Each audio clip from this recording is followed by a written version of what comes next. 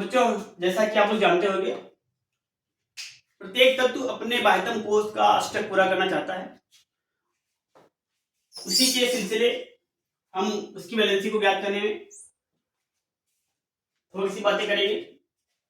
कुछ नहीं करना, दो बातें याद रखना है। जैसे हमारे पास बच्चों एक तत्व ए है और एक तत्व बी है। ए का इलेक्ट्रॉनिक विन्यास 2,8,5 है और बी का इलेक्ट्रॉनिक विन्यास 2,8,3 है। तो बच्चों वैलेंसी एकदम सिंपल तरीके से होती है। हमें उसके बाह्यतम कोष के इलेक्ट्रॉन को चेक करना है। यदि उसके बाह्यतम कोष में इलेक्ट्रॉन 4 से अधिक है बच्चों, यदि उसके बाह्यतम कोष के इलेक्ट्रॉन 4 से अधिक हो तो बच्चों वह 8 करने के लिए जितने इलेक्ट्रॉन ग्रहण करेगा वही उसकी वैलेंसी होगी। बाह्यतम कोष के इलेक्ट्रॉन यदि 4 से अधिक हो तो वह इलेक्ट्रॉन 8 करने के लिए जितने इलेक्ट्रॉन्स ग्रहण करेगा वो उसकी वैलेंसी हो जाएगी। तो बच्चों ए के बाह्यतम कोष में 5 इलेक्ट्रॉन्स हैं, तो 8 करने के लिए 4 से ज्यादा है, तो 4 से ज्यादा होने पर इलेक्ट्रॉन्स ग्रहण होते हैं। तो कितने ग्रहण होंगे? जितने बच्चों 8 करने के लिए इसको चाहिए। तो इसके बाह्यतम कोष में 5 है, तो इसको 8 करने के लिए 3 इलेक्ट्रॉनों की आवश्यकता होगी। तो बच्चों ए का जो हमारे पास वैलेंसी है कितनी हो जाएगी बच्चों? 3। बी की बात कर लो बच्चों। हमारे पास बी का इलेक्ट्रॉनिक वैलेंस 2,8,3 है। इसके बाह्यतम कोष में इलेक्ट्रॉन बच्चों कितने हैं? 3 इलेक्ट्रॉन। इसके बाह्यतम कोष में इलेक्ट्रॉन कितने हैं? 3। तो सिंपल है बच्चों, जब कम हो 4 से कम हो तो 4 से जो कम नंबर होगा वही उसकी वैलेंसी हो जाएगी। 4 से जो कम नंबर होगा बच्चों वही उसकी वैलेंसी हो जाएगी। तो बी की वैलेंसी कितनी हो जाएगी? 3 बच्चों। जैसे हमारे पास कोई तत्व इस तरीके से हो 2,8,6। अब बोलिए इसका वैलेंसी ज्ञात करो। तो इसके बाह्यतम कोष में बच्चों 4 से ज्यादा इलेक्ट्रॉन। जब 4 से ज्यादा इलेक्ट्रॉन्स हो तो इलेक्ट्रॉन्स ग्रहण होते हैं। 4 से ज्यादा इलेक्ट्रॉन्स हो तो वो इलेक्ट्रॉन्स ग्रहण करता है। तो बच्चों यहाँ पर क्या होगा?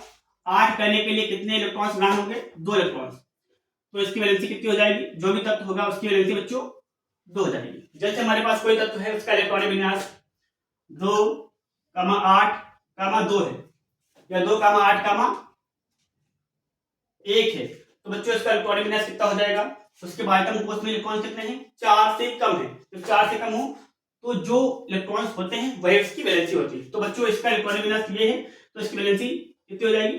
1 बच्चों हो जाएगी। ये तो बच्चों वैलेंसी की बात। अब चार्ज की बात कर लेते हैं। चार्ज, किसी तत्व पर प्लस का माइनस का चार्ज कैसे आता है, कितना आता है? तो जो वैलेंसी होती है वही उसका चार्ज होता है, बस प्लस माइनस का डिफरेंट होता है। तो बच्चों जब इलेक्ट्रॉन 4 से अधिक हो तो 8 करने के लिए तुम जितने इलेक्ट्रॉन्स ग्रहण करोगे, जब बच्चों 4 से इलेक्ट्रॉन्स अधिक हो तो 8 करने के लिए बाह्यतम कोष में जितने इलेक्ट्रॉन्स तुम ग्रहण करोगे वही उसकी वैलेंसी होती है। जब इलेक्ट्रॉन्स ग्रहण होते हैं तो माइनस का चार्ज आता है। तो ए का वैलेंसी 3 और ए का जो हमारे पास चार्ज है, काहे का चार्ज है बच्चों? माइनस का चार्ज है। अब निकालते हैं बी की। माइनस का चार्ज है, प्लस का चार्ज है। जब बच्चों हमारे पास बाह्यतम कोष में इलेक्ट्रॉन 4 से कम हो तो इलेक्ट्रॉन्स त्यागे जाते हैं। और कितने त्यागे जाते हैं? जितने 4 से कम होते हैं। तो बच्चों हमारे पास कितने कम है? 3 है 4 से कम, तो 3 इलेक्ट्रॉन्स त्यागेगा। तो हमारे पास यही वैलेंसी होगी। और जब इलेक्ट्रॉन त्यागे जाते हैं तो बच्चों उस पर प्लस का चार्ज आता है। कितने इलेक्ट्रॉन्स हैं? 3। तो बी की वैलेंसी 3 और उस पर चार्ज कौन सा? प्लस का 3 चार्ज। तो बच्चों एक दो उदाहरण देख लेते हैं। जैसे हमारे पास क्लोरीन का चार्ज बताइए।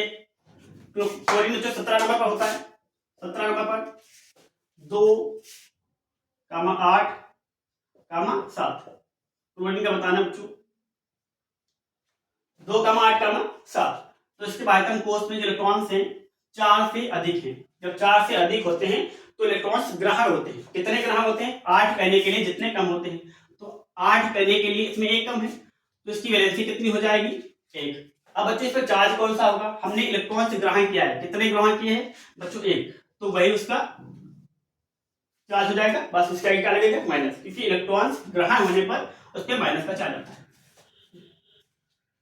बच्चों हमारे पास सोडियम है 11 नंबर का, सोडियम है, इसका इलेक्ट्रॉन विन्यास बच्चों 2, 8, 1।